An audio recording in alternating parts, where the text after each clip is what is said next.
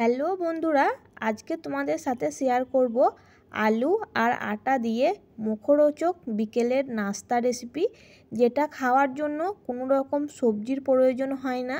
শুধুমাত্র 1 কাপ চা কিংবা কিছুটা সস দিলেই চলে যাবে। আর আলু আর আটার এই নাস্তাগুলো দেখতে যেমন হয়েছিল, মাশাআল্লাহ খেতে কিন্তু অনেক মজার হয়েছিল।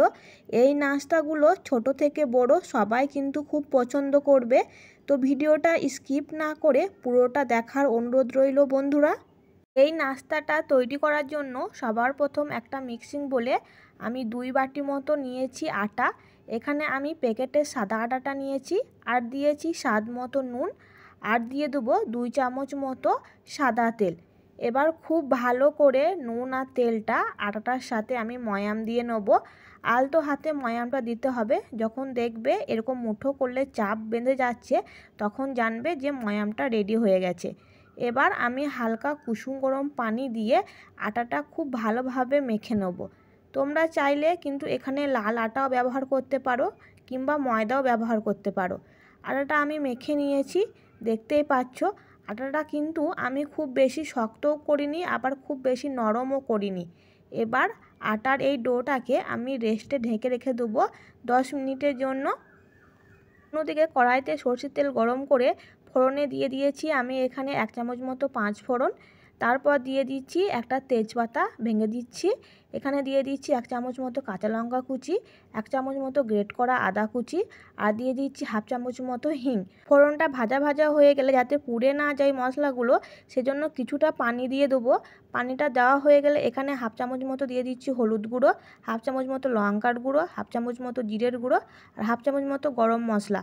আর এখানে দিয়ে দিচ্ছি কিছুটা কারি পাতা। কারি পাতাটা পুরাই অপশনাল, তোমরা চাইলে দিতেও পারো আবার নাও দিতে পারো। মশলাগুলো ভাজা ভাজা হয়ে গেলে আমি আগে থেকে একটা বড় সাইজের আলু সেদ্ধ করে রেখেছিলাম, সেই আলু সেদ্ধটা এই মশলার মধ্যে দিয়ে দিচ্ছি। তারপর দিয়ে দেবো স্বাদ মতো নুন, আর হাফ চামচ মতো এখানে আমি দিয়ে দিচ্ছি চিনি।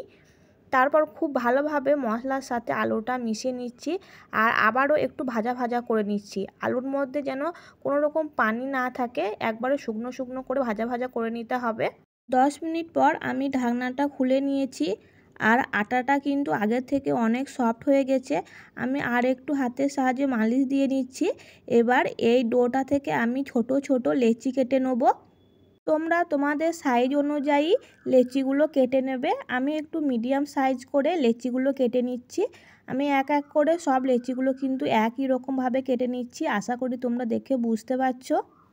সব লেচিগুলো আমার কাটা হয়ে গেছে। এবার একটা বোর্ডের মধ্যে আমি অল্প আটা ছড়িয়ে দিচ্ছি, আর একটা লেচি নিয়ে নিচ্ছি। তারপর আটার মধ্যে একটু এপিট ওপিট করে বেলে নিচ্ছি। প্রথমে একটু বড় সাইজে বেলে নিচ্ছি।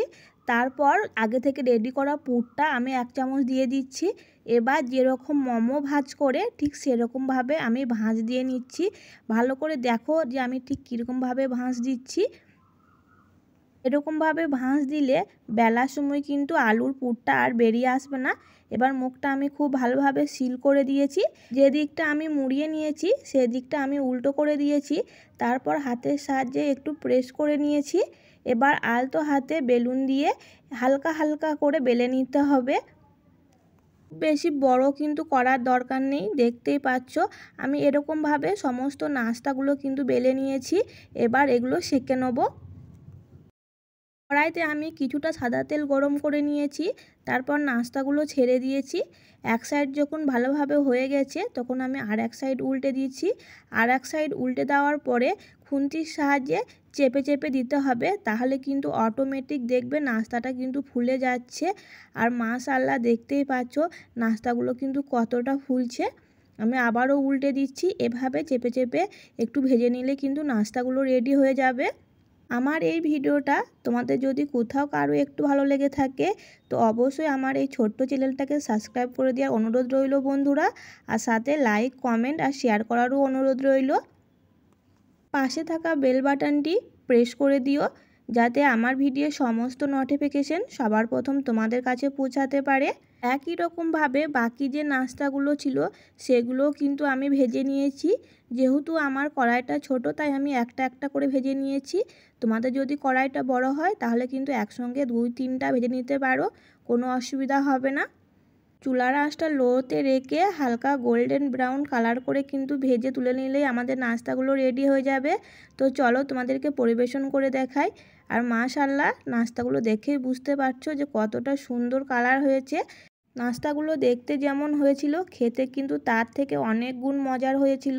তোমাদেরকে একটা নাস্তা আমি ভেঙে দেখিয়ে দিয়েছি যে নাস্তাটা কতটা পুরে ভরা, ভেতরটা পুরো আলুর মধ্যে ভরা। এই নাস্তাটা খেতে কিন্তু কোনো রকম এক্সট্রা সবজি লাগবে না, শুধুমাত্র একটু সস কিংবা শুধু মুখে কিংবা চায়ের সাথে কিন্তু খাওয়া যেতে পারে বন্ধুরা।